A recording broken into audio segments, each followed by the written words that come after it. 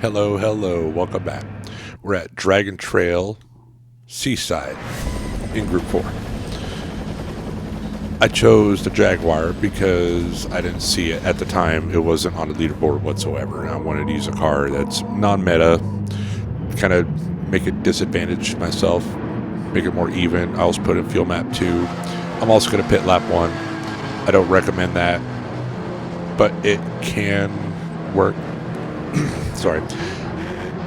This is a slipstream race in disguise. It doesn't look like it because there's a lot of twists and bends, but there's really 3 huge power sections on here, and slipstream's very, very strong. I didn't realize that. I went into this race cold. I had no warm-up, and you'll see the lines I'm taking are just atrocious, which makes it all more even because this is a B rank lobby, and I'm starting from the back.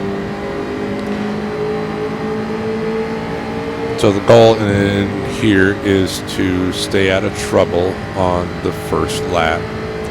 I don't want to get involved with anything.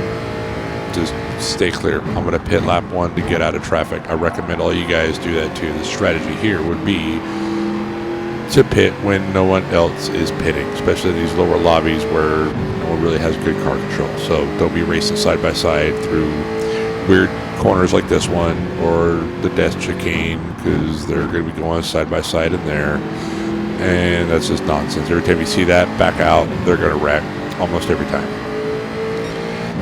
I'm in Fuel Map 2. Like I said, I didn't realize this was such a strong slipstream race. I ended up going to Fuel Map 1 later, as I know it just was not going to be doing any good, not making any point. It's just way too slow, especially all these power sections going through here.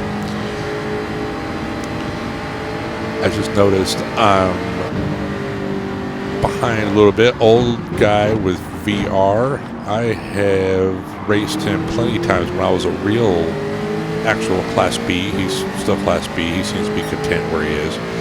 Real respectful racer. I like racing him. Real friendly. Always gives room.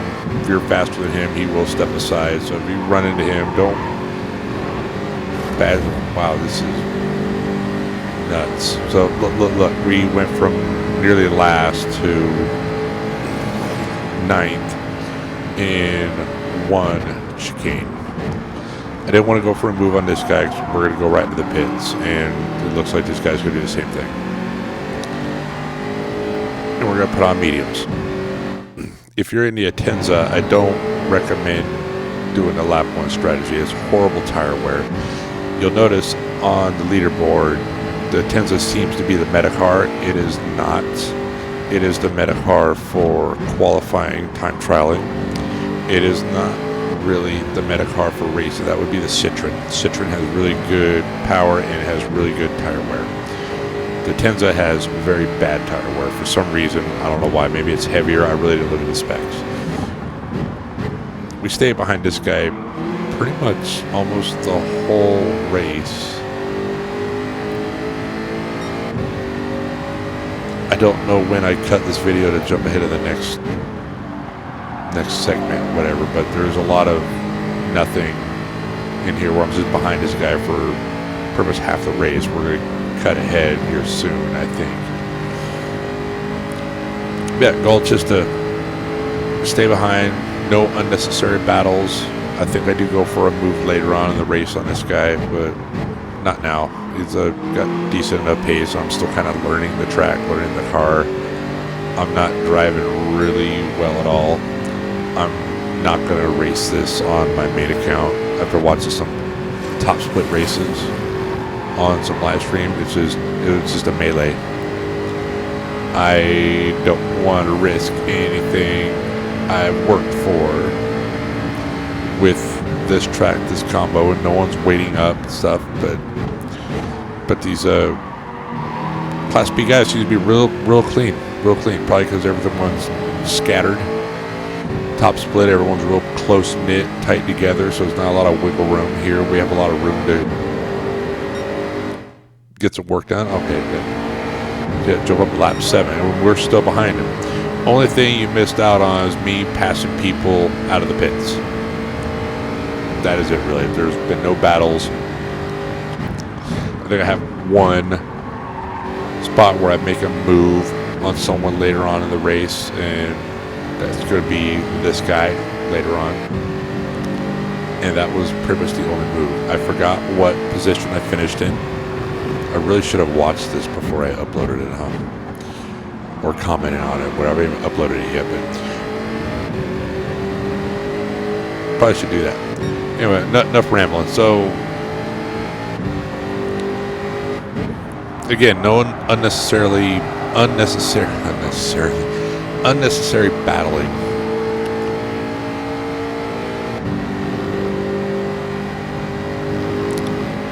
And all this is for B rank and down. This is a B rank lobby. So if this works in a B rank lobby, a middle B rank lobby like this one, it will work in lower lobby. Okay, see how that guy defended? He kind of cut over.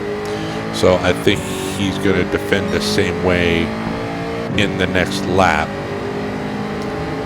So I'm going to use that to kind of my advantage to make a move on him. I don't want to make a move on him anywhere else.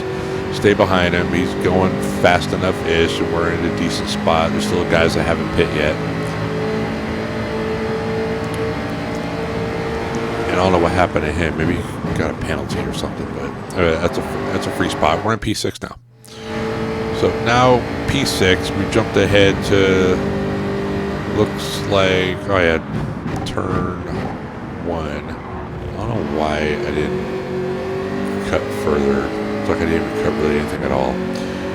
Anyways, so notice how I had contact with him right there, and I didn't go for it, take advantage of it. Just don't do that. If you have contact, you kind of push him wide, back off, let him have it. It lets him know that it was a mistake, and you're not going to take advantage of it. It's just a clean thing to do.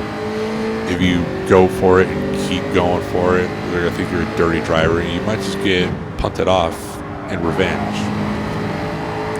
And that'll just wreck your whole race because you pushed him wide a little bit, took advantage of it. Now, same thing, he's going to take a very defensive line. He took a 2 defensive line. I would have swung out of the middle of the track. He did not. So I broke a little early and did a little kind of like a switchback on him. That is the move of the day. We say that in jiu-jitsu also. That's pretty much the only battle I did with someone. Notice I put in fuel map 1 now because I realized that the slipstream is really, really strong. And if I would be in fuel map 2, he would have caught up right away, and I go to fuel map 2 anyways. I don't know, I was all over the place. I was still learning this car, still learning the track, still learning the lines. Like I said, I came in this race cold with no warm-up. And after qualifying more, time trialing more, and cleaned up the lines quite a bit, and didn't get the best time I could have got. I'm still going to work on it. I got like almost 47 flat, which isn't bad. Isn't great. Isn't bad. Just average for my skill level, I guess. A little lower than average, I guess, but whatever. Anyway, got two laps left. 1.5 lap left. So we're gonna see what we can do. I thought these guys pitted already, so I was already settled for P5, which is the goal. Just to show you guys that you can just race conservatively and pit when no one else pits. Just run your lines and have a decent result. That's really the whole point of all this. Not trying to win everything. You don't need to win every race. I'm still in fuel map 2. I don't know why.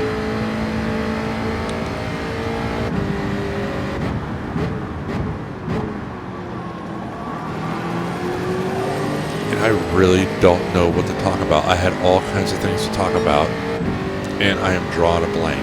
My brain's completely malfunctioning. Always works that way. We're on the spot and try to talk on the mic and have all these things. Well, that was horrible. All the things you want to talk about, then nothing, and you just seem like a buffoon. Okay, so the guys have not pitted yet. They're in the pits now.